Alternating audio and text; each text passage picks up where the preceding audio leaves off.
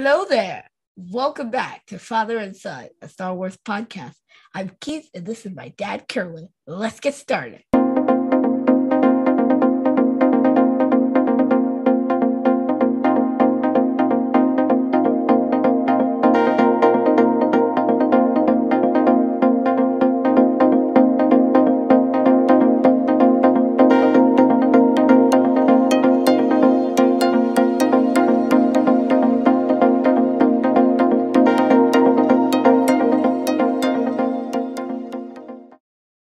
Thank you for joining us.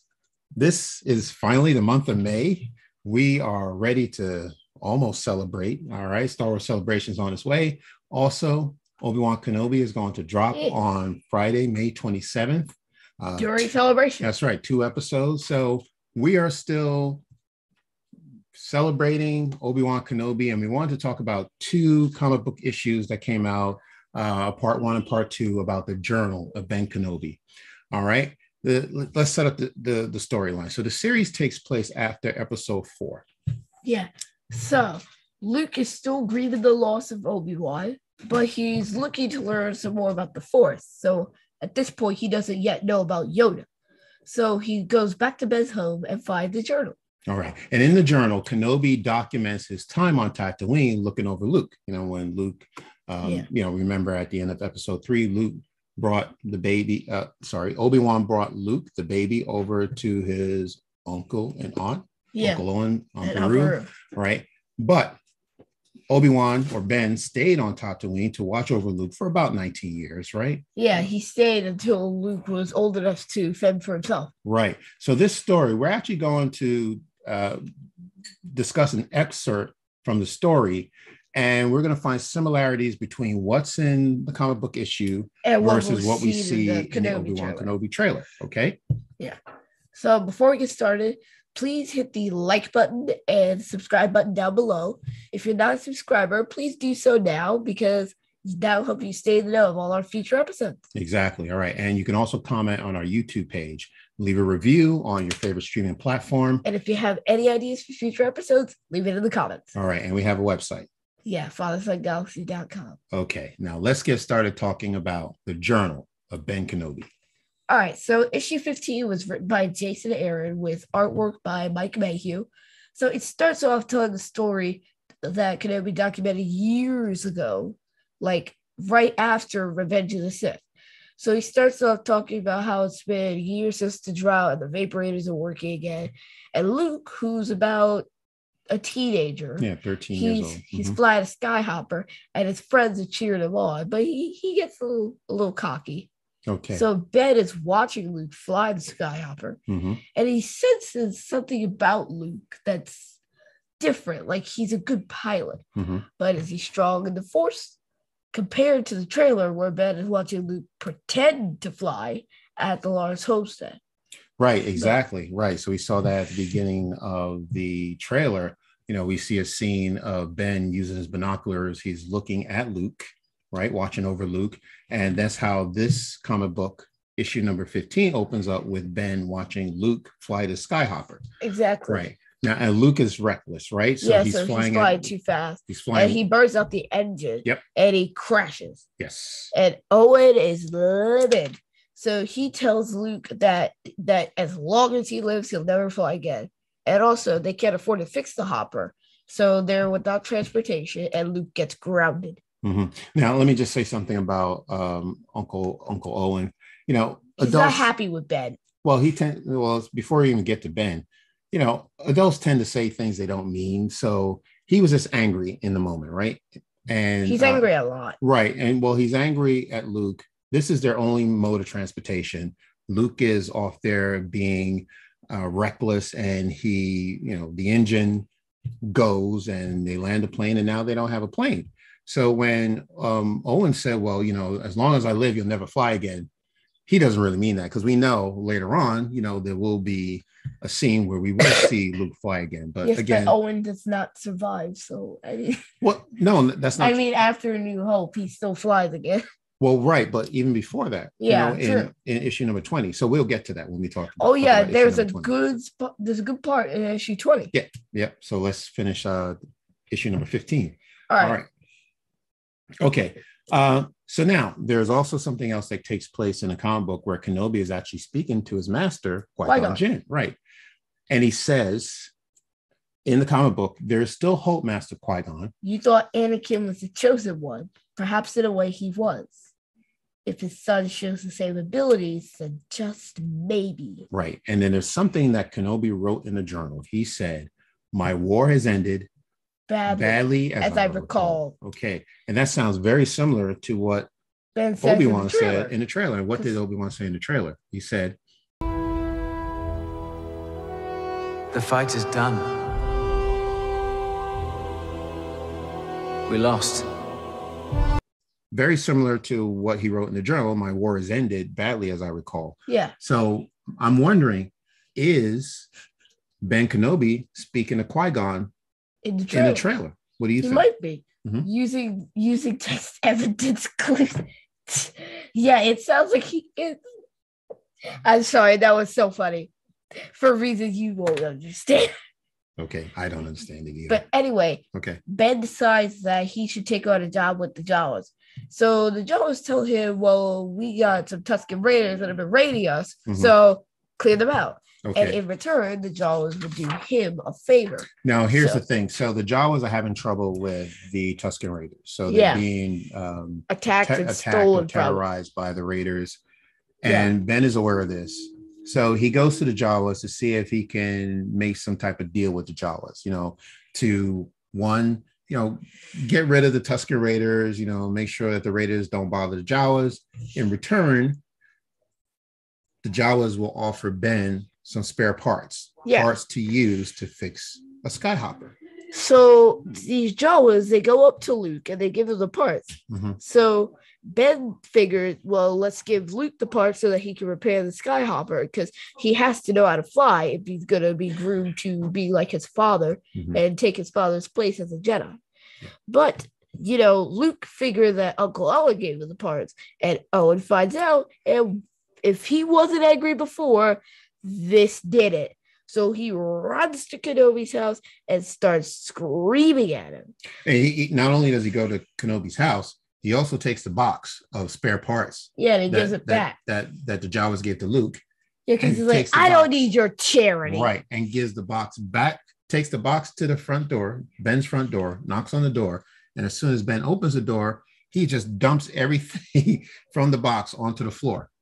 I mean, like at least be a little grateful. I mean, Ben's trying to be nice here. Well, so this is what Ben said. This is what Owen says to Ben. He says, "You can stay away from my family." All right. He's very upset that Ben is trying to help his family, and Lars doesn't need Ben's protection. Yeah, the Lars family doesn't need Ben looking over them. Right. Owen doesn't want Luke to be influenced by Ben to become a Jedi. He does not want that. He also doesn't want Luke to have any part of Anakin, his father. Of course, Luke doesn't know who Anakin is at this point. He doesn't want any part of that. He doesn't want Luke to know anything about who his father was. I think it's partially because I don't think Owen was ready to be a parent of a kid, because it seemed like it was kind of pushed upon him. And with the way Luke and Owen, their dynamics, it doesn't look like a normal father and son thing. Because, I mean, Owen, I'm not saying he's evil, but he's not the nicest person. And I feel like maybe the reason why he has so much anger towards Ben is because, Ben knows how to actually take care of Luke. So I think in part that's why Owen's upset, because he's been given the job to take care of Luke, but he doesn't know how to do it as best as Ben does. But Ben keeps trying to interfere, and he's like, no, I want to do this on my own. So I think that's sort of because he doesn't know how to help Luke. That's a very good point. Yeah, that's sort of why he takes it out on Obi-Wan. You're right about that, because Owen and Beru, they didn't anticipate what was going to happen to Anakin, and that they'd be taking care of this little boy, from birth. They were not prepared. Right. Sometimes even parents of natural born children are not even prepared to take care of their own children. So taking care of children requires a lot of patience. It's calm, a lot of patience, maybe Owen doesn't have that patience, but the love is there, because he's very concerned about Luke's safety. He just like Ben wants to make sure that Luke stays safe at all costs, right? Yeah, and she doesn't want Luke to go out on these crazy space adventures like his old man. Exactly. That's what he said. And then something that Owen said to Ben that was very hurtful is after he said it, if you look at Ben's face, he's like very upset about it. So Owen says to Ben, haven't you destroyed enough Skywalkers already? Paraphrasing, destroyed. Yes. Yeah. And Ben is, if you look at the panel in the comic book, Ben is hanging his head, he hurt Ben's feelings. Yeah, there. Ben, he was hurt. I think that's a regret that's going to carry into the Obi-Wan series. Leave us alone. When the time comes, he must be trained. Like you trained his father? Yeah, I think there will be some type of event where maybe it's in a dream sequence where Ben might have second thoughts on how it was handled on Mustafar, that maybe he may have had an opportunity to save Anakin and did not, and he regrets not saving Anakin. I would believe that. Yeah, right when he fell into the lava pit. Yeah. But I'll tell you something. So this dynamic between Ben and Owen is going to play out very well in the Obi-Wan series, because you got two great actors. You got Ewan McGregor and Joel Edgerton. When they are in a scene together and they're going at each other, the sparks are going to fly. You know what I mean? So I really think their relationship is really going to be a part of this story, not just Anakin and Ben's relationship, but the relationship that Ben and Owen Lars have. They don't like each other, but I think they will come to a point where they do respect each other. Okay. Yeah, at some point. Because I know Ben's not looking to start things with Owen, but Owen is certainly looking to start heat with him. Yeah, so it's a tough situation to be in. Yes. But like I said, they both want the same thing. They want to keep Luke safe. Now, right, I got it from here. Okay, so Jabba's palace, right? Yeah. So inside of Jabba's palace, something crazy happens, and this comic is actually the first time that we see Black Chrysanthemum in issue 15. We don't know who it is, so his first full appearance was issue 20. But you know what? Here, Jabba is talking to Chrysanthemum, and he asked to demonstrate his skills and stuff. So Chrysanthemum literally takes out every Gamorrean guard, and Jabba's like, "Okay, you're hired." Right. And why is Jabba looking to hire Chrysanthemum? Yep, he's trying to hire Chrysanthemum so he can hunt down Ben. So he gives Chrysanthemum half the money up front. He'll give him the other half when he finds Ben. Now, right. So now why is Jabba looking for Ben? Yeah, the water tax. So remember the tax collection? So Jabba he's taking advantage of these farmers on Tatooine, right? Yeah. And he's charging them a water tax. For some reason. And, when you don't pay... For some absurd reason. When you don't pay tax, they come to collect it. Right. They give you a little bit of time to pay it up. Right. And then they come to you to make you pay it up. Right. Now, Ben got word of this and didn't like it, and he scared off some of Jabba's goons. Now, Jabba's upset, and he wants to find the person who prevented Jabba from making some money. Exactly. Yeah, exactly. Even though he's probably the most wealthy person on Tatooine, sure, he still wants more money. Oh, yeah. Reminds me of somebody. Okay. That could be anybody. Yeah.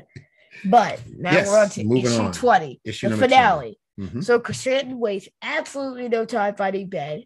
However, he accidentally finds Owen instead of Ben, and thinking that Owen is Ben, he starts to attack. But Ben, luckily, comes in and intervenes.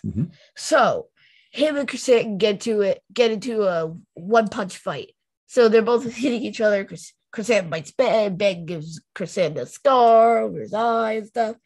And then Owen is in the mix of this because Ben is using the Force to hold him over the edge of a cliff to keep him from falling. Right, and that's because Chrysanthemum knocked Owen off the cliff. Right, okay. But luckily, Ben was able to catch him.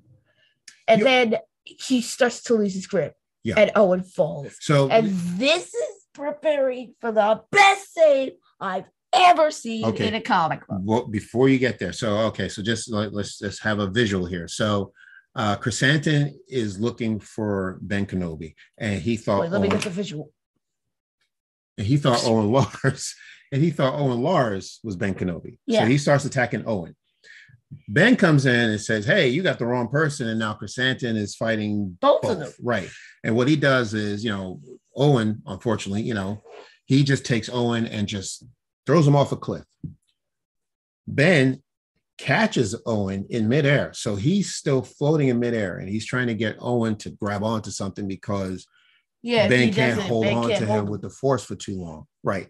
Go. Then what happens? So then there's this whole cat fight, and everybody, Owen and Ben and Chrysanthemum scratching each other and everything. But eventually Ben starts to lose his grip, and Owen falls. But this is the part where Luke comes in and saves Owen. Yes. Cue the Star Wars music. Because this was a movie moment. I feel like they should put this into the series, because we've already seen Chrysanthemum live played by Kerry Jones. So to have him come back in the Kenobi series would not be completely out of the question. That's a very good point. I like that idea. Yeah. Okay. So how does Luke save Owen?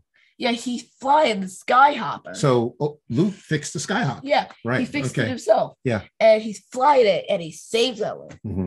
Now, and this makes Chrysanthemum pretty shameful, so he flees off. Before you go any further, I think we left a key part out. So remember I said when Owen went to Ben's house and he dumped all those tools and everything, the parts. Yeah. Well, apparently Owen had a change of heart, right? Because he took the tools back and brought it back to Luke and wanted to apologize to Luke for how he reacted. And that's exactly what Chrysanthemum got him. Right. So Luke now has these parts, and he's able to put the Skyhopper back together, and that's why he was able to save his uncle. Yeah. Yep. Good. But Chrysanthemum flees, knowing that he can't go back to face Jabba, and that he's failed his mission. Right. So he takes his half of the credits and he gets off the Tatooine. Mm-hmm. Yep. There you go. And I just want to make a point again regarding Ben and Owen. Ben, like I said, they do respect each other, because what Ben says about Owen Lars is that Owen Lars is no coward. Right? Tatooine did not abide cowards. Tatooine did not abide cowards. And you also see that in Joel Edgerton's performance in the trailer, where he's staring down Reva, that Inquisitor. Yeah, the new Inquisitor. Right. Yeah. I mean, he's looking at her like, okay, well, this is my town.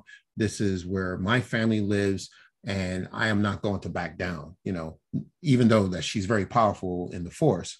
Yeah. But he's a very brave fight. Yes, he is a very brave man. So again, kudos to the casting of Joel Edgerton, Ewan McGregor. Talking a lot about Joel here, aren't we? Yeah, as a matter of fact, I'm going to say one more thing. So the director, Deborah Chow, actually had praise for Joel Edgerton. So what she said was she is thankful that George Lucas hired Joel Edgerton. So he's going to play a big role in this series. Yeah. It's going to be, I'm just looking forward to it. I am very excited to it. May 27th. Yeah. We're counting down. Yeah. So that's the comparison. We just wanted to just take these two issues and compare it to the trailer. What I really feel that we're going with this, that we're going to see a lot more comic-driven content from Star Wars going forward. Exactly. The filmmakers are going to take more inspiration from the comic books, which they should, because there's a lot of good material in comic books. And I think these comic books illustrators and authors are finally starting to get their due. So that's great to see. All right. So once again, Obi-Wan Kenobi, the trailer drops on Friday. 2-part episode. No, right? you mean the first episode. You said trailer. I'm sorry. Yes. The first 2 episodes of Obi-Wan Kenobi drops on Friday, May 27th. All right. Jinx. And we will be there to watch, and we will review, and I can't wait. So Keith. And I will be up at 3:00 watching it. Really? You're going to be up by yourself watching at 3:00. No, that's too early. I can't. No, don't wake me at 3. I will. 7 o'clock. I will wake you up at 3. Okay. All right. I will wake you up at 3. Where can people find us, Keith? Apple Podcasts, Spotify, Stitcher, Radio Public, Amazon Music, Audible, or wherever you get your podcasts. All right. Once again, please find us on YouTube. If you're not a subscriber currently, please subscribe. If you know any people who are fans of Star Wars, be interested in listening to our podcast, please let them know about it. Yeah, because a lot of the people who watch our videos don't actually subscribe. So if you subscribe and help us get all the way to 500 subscribers, we will try to come up with a special episode for you guys. That's our next goal, right? And we're still building. We've been here for a little more than a year, but it helps us a lot. If you can support us by subscribing and leaving comments, that just gives us motivation to create more material. Right? All right. Yeah. All right. Absolutely. That is it for this episode. Our computers rely on subscriber power. There you go. All right. If that is it, anything else? No, that's it. Okay. All right. Well, thank you again. We will continue to talk about Obi-Wan Kenobi until the episodes drop. But until next time, take care, and we will see you again. Goodbye there.